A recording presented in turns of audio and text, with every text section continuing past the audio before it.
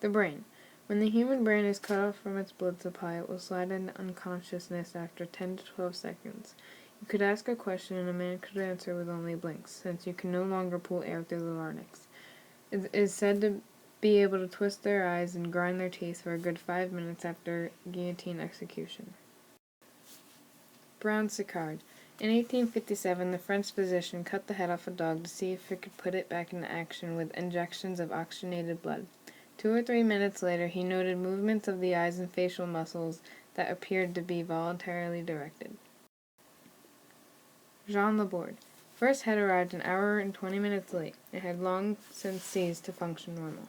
Second head was met in the cemetery and right away put in a styptic-lined container. Shouts would make an eye open. Third head arteries were injected with oxygenated blood. Muscles on eyelids, forehead, and jaw would be made to contract. Jaw snapped shut at one point. Irreversible brain death set in 6 to 10 minutes later. Hayam and Barrier. Transfused 22 dog heads using blood from live horses and dogs in their lifetime.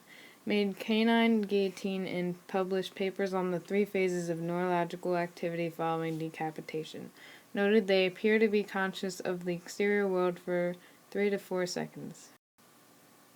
Burrell. Confirmed Hayam and Barrier's experiments when he watched immediately after decapitation.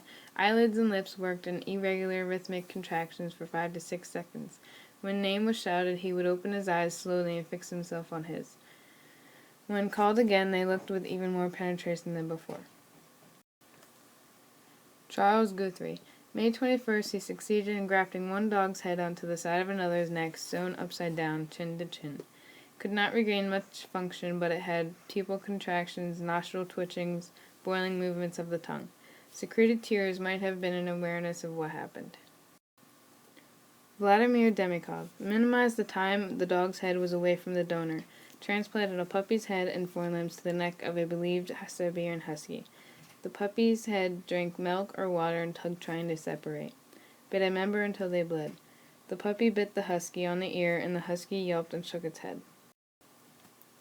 Robert White took a living monkey brain and put it into another animal. He cooled down the brain so the cell damage would slow down. The eyes could track objects, put it into vision, chewed food but could not swallow because the esophagus was not put back together. Lived 6 hours to 3 days. Anticoagulants created its own problems.